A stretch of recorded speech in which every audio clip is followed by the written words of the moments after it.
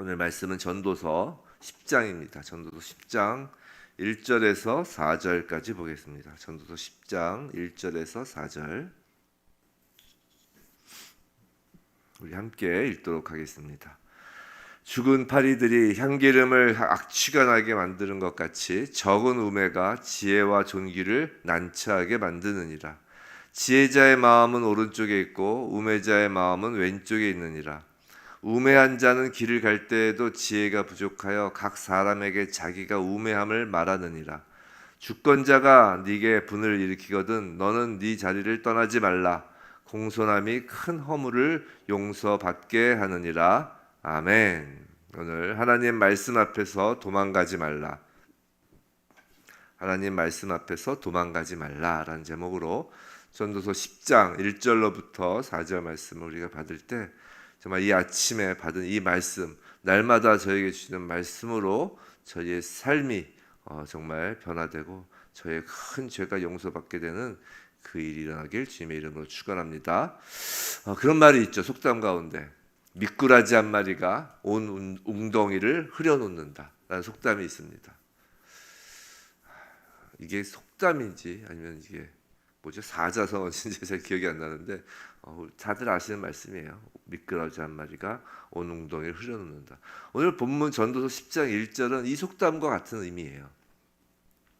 살아있는 파리도 사실 별 볼 일 없는데 하물며 죽은 파리가 지금 향기름, 이 향기름이 뭐냐면 제사에 쓰이는 거룩한 용도로 사용되는 기름이에요. 이 향기름을 하물며 별것 없는 죽은 파리가 그 기름을 악취가 나게 만든다는 것이죠. 이런 것처럼 사소한 우매함이 그 지혜와 존귀를 난처하게 만든다는 것이에요. 미꾸라지 한 마리가 온 웅덩이를 흐려놓는 것처럼 말이죠. 근데 2절에서 지혜자의 마음은 오른쪽에 있고 우매자의 마음은 왼쪽에 있다라고 지금 하고 있죠. 성도 여러분, 오늘 전도자의 교훈을 우리 자신의 마음을 교훈으로 우리의 자신의 마음을 좀 비춰보는 말씀으로 삼으라는 거예요. 자, 누군가를 정죄하고 판단하는 것에 사용하지 말고 내 안에 마음을 들여다보는 것에 오늘 말씀을 적용하자는 것이에요. 과연 오른쪽에 있는 마음이 지금 제대로 있는지 아니면 왼쪽 마음에 내가 무엇이 들어있는지 오늘 말씀을 통해 확인해 보자라는 것입니다. 우리 간혹 이 성경 말씀을 우리가 이제 해석해야 한다라고 보통 생각을 하잖아요. 그리고 그런데 가만히 생각해 보면 하나님께서 우리에게 이 성경을 주신 까닭은 이 성경 말씀을 우리가 해석하라고 그걸 목적으로 주셨다기보다는 반대로 성경 말씀으로 우리가 해석되라고 주신 것임을 알아야 하는 것이에요. 무슨 말씀이냐면 성경 말씀은 이것을 내가 몇 해독하고 얼마나 암송하고 있으며 이 문장 문구의 의미를 얼마나 잘 해석하고 있는지가 중요한 것이 아니라 성경 말씀이 나를 해석하고 성경 말씀을 기준으로 하여 내 삶이 지금 어디에 위치하고 있는지를 점검하는 것이 중요하다는 것이에요. 물론 성경을 올바르게 해석하는 것은 매우 중요합니다. 안 그러면 이단이 생기죠. 그 올바르게 해석하는 게 중요한 이유는 성경 지식을 쌓기 위한 것이 아니라는 것이에요. 그런데 우리의 모습이 있는 그대로 비춰지기 위해서 올바른 해석이 필요하다는 것이죠. 우리가 거울에 우리의 모습을 비추잖아요. 근데 거울이 막 울퉁불퉁해 있다고 쳐봐요. 그럼 아무리 내가 예쁘게 화장하고 예쁘게 꾸며도 비춰진 나의 모습은 울퉁불퉁해진다고요. 우리가 성경을 올바로 해석해야 되는 이유는 편편한 거울, 깨끗한 거울로 거울 앞에 우리를 비추기 위해서 올바른 해석이 필요한 것이죠. 결국은 성경의 목적은 우리를 비추는 것이 목적이에요. 부디 오늘 말씀이 우리의 오른쪽 마음과 왼쪽 마음을 조명해서 우리 마음의 어두운 부분이 말씀의 빛으로 밝아지길 주님의 이름으로 축원합니다. 자, 성경에서 기본적으로 오른쪽은 오름, 강함, 성공 등을 상징하는 긍정적인 의미의 단어예요. 왼쪽은 그릇됨, 약함, 실패 등을 상징하는 단어입니다. 그래서 아시죠? 기억나시죠? 예수님의 비유 가운데 양과 염소를 가르치잖아요. 그 양이 어느 쪽이겠어요? 그러면 오른쪽이에요. 염소는 왼쪽이에요. 외울 필요가 없어요. 성경 퀴즈 같은 거 할 때 외우는 게 아니에요. 그런 거. 양이 오른쪽, 염소는 외편이에요. 근데 재밌는 게 뭐냐면, 이거 뭐 오늘 본문과 상관이 없는 거지만 우리가 많이들 오해하는, 왜냐면 이번 주일 설교에서도 제가 잠깐 말씀드린 게 있어서 많이 오해들 하는 게 뭐냐면 이거예요. 예수님 양편 십자가에 달리는 사람들이 각각 한쪽씩 있었죠. 근데 그 중에서 회개해서 예수님과 함께 이제 아버지 집으로 가게 된 강도 아시죠? 그를 우리는 보통 뭐라고 부르죠? 우편 강도라고 불러요. 근데 성경에는 그런 얘기가 없어요. 성경에는 우편이라는 의미를 안 써 있어요. 다만 우리가 늘 우편이 좋은 것이기 때문에 그 강도, 회개한 강도를 우편 강도다라고 우리가 생각해서 부르는 것이에요. 성경에는 우편이라는 이야기가 없어요. 뭐 그래도 우편 강도라고 써도 전 괜찮다고 생각을 해요. 어차피 구별을 해야 되니까.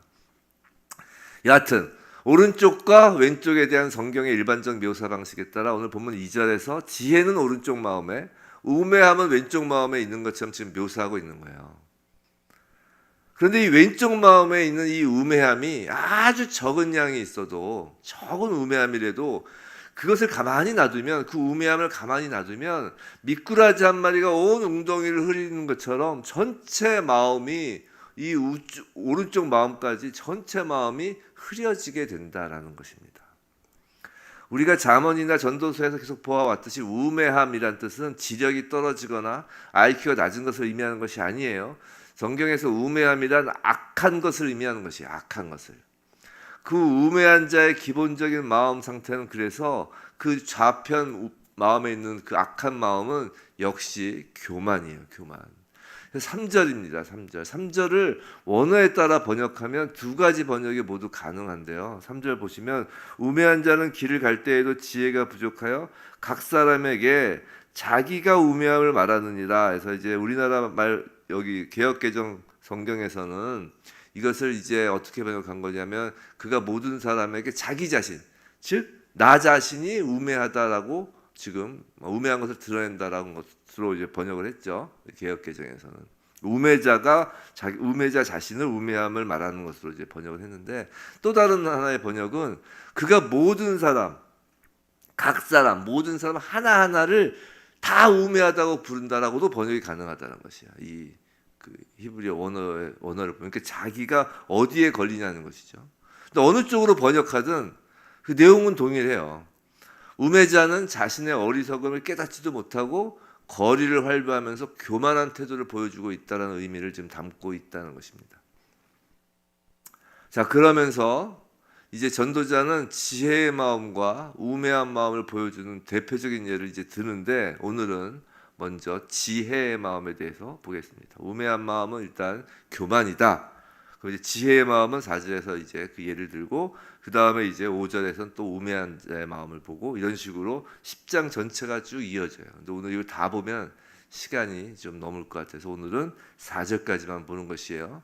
4절, 오른쪽의 지혜의 마음은 이제 3절에서 그 좌쪽에 그 우매한 자의 마음이 그 교만인 것에 비해서 이제 4절에서는 그럼 뭐겠어요?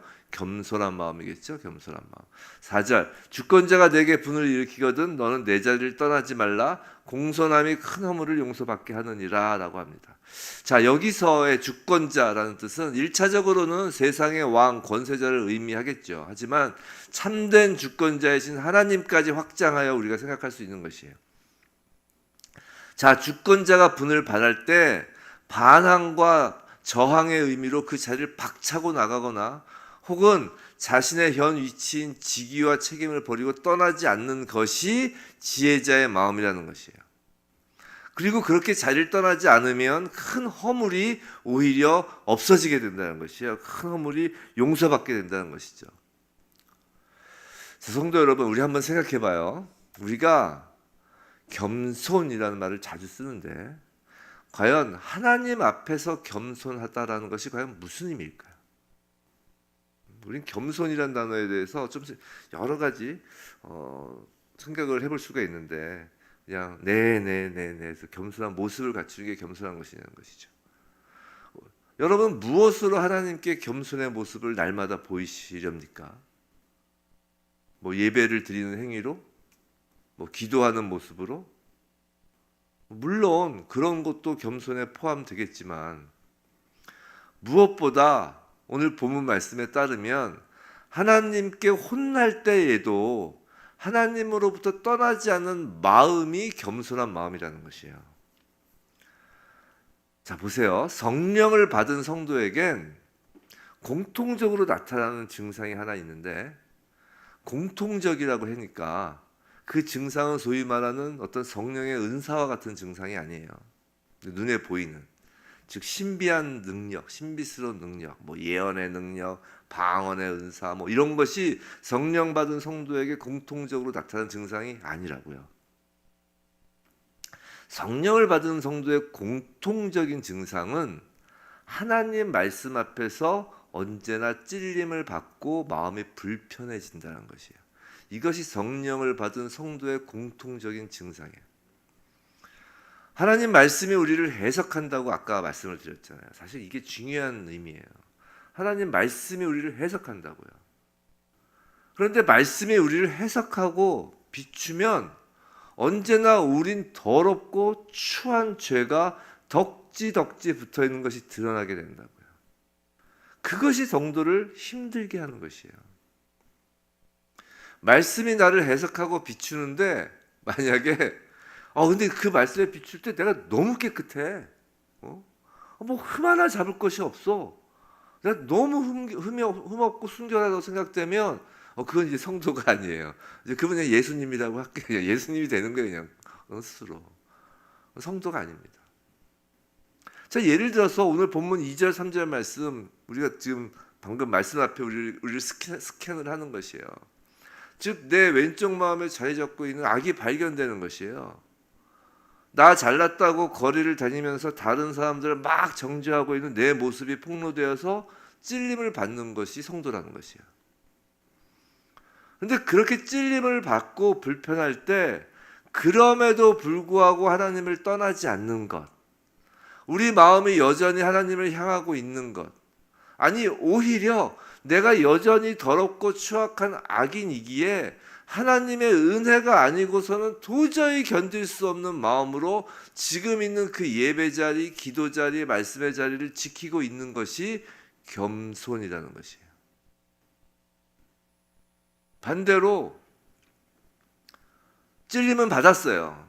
자, 찔림은 받았는데 그 반응이 겸손으로 반응하지 않는, 그러니까 본인이 이제 성도라고 생각은 하는데 진짜 성도인지 의심되는 그런 부류가 있어요. 그게 뭐냐면, 자, 말씀을 받았어요. 근데 말씀에서 계속 목사님이 강대에서 계속 죄인이래.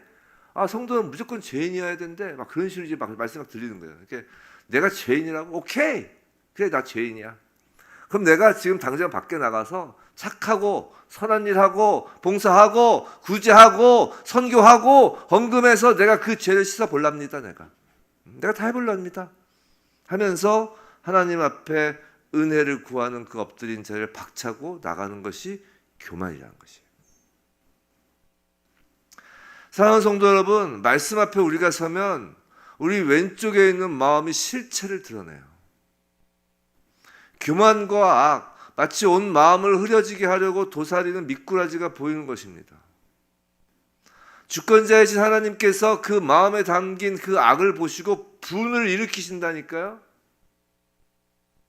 근데 그 분노를 피하면 안 된다는 것이에요. 그 분노를 우리는 받아내야 된다는 것이에요. 우리 왼쪽 마음에 담긴 그 교만이 그 분노의 불꽃에 불살라져야 하는 것이라고요. 근데 우리가 그 분노의 불길에서 도망가지 않는 이유는 그 분노의 불꽃에 바로 우리 주 예수 그리스도가 십자가에서 불탔기 때문이라고요. 어딜 도망가요? 산상수훈에 애통하는 자는 복이 있나니 그들이 위로를 받을 것이라 라는 말씀이 있어요. 그래서 애통하다라는 그 단어의 뜻은 자식을 잃을 때의 고통입니다. 얼마나 고통스러운가요? 아마 사람에게 가장 큰 고통이 있다면 그건 자식을 잃는 고통일 거예요. 그만한 고통이 없을 것입니다. 그게 애통이라는 뜻이에요.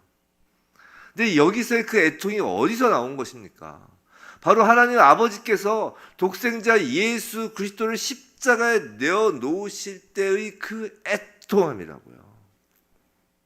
성도 여러분, 우리가 말씀으로 우리의 죄악이 드러날 때 하나님의 분노의 그 불꽃이 십자가 위에 떨어지는 것을 보는 것이에요.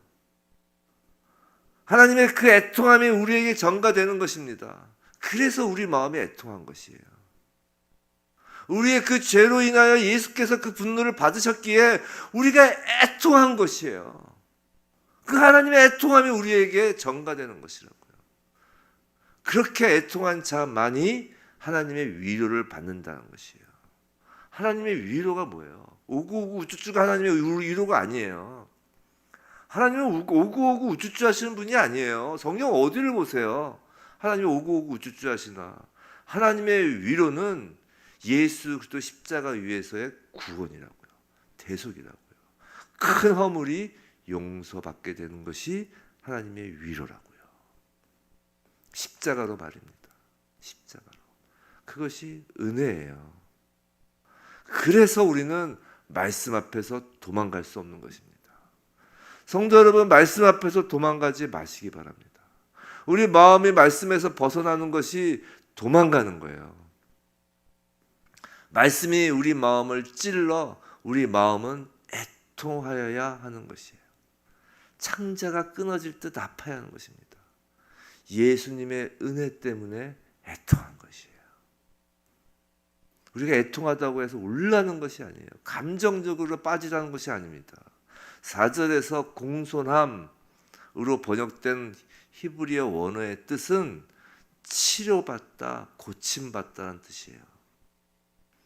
말씀 앞에서, 십자가 앞에서 고침받는 것이 애통한 것이에요. 죄를 씻어내는 것입니다. 하나님은 오늘도 그 십자가 예수 그리스도의 보혈의 능력으로 애통하는 자의 죄를 씻어 주십니다. 성도 여러분, 말씀 앞에 그 자리를 지키는 것, 예수 그리스도의 십자가 보혈의 자리를 지키는 것이 바로 지혜자의 마음인 것이에요. 부디 오늘 하나님 말씀 앞에서 나의 모든 교만의 뿌리가 드러나기를 원합니다. 하나님 말씀 앞에서 우리가 해석되기를 원합니다. 그래서 우리가 해석된 나를 보고 애통한 마음으로 회개하여 모든 허물을 용서받는 그 십자가 은혜가 우리 모두에게 임하길, 그것이 바로 세상을 이기는 우리의 능력이 되길 주님의 이름으로 축원합니다.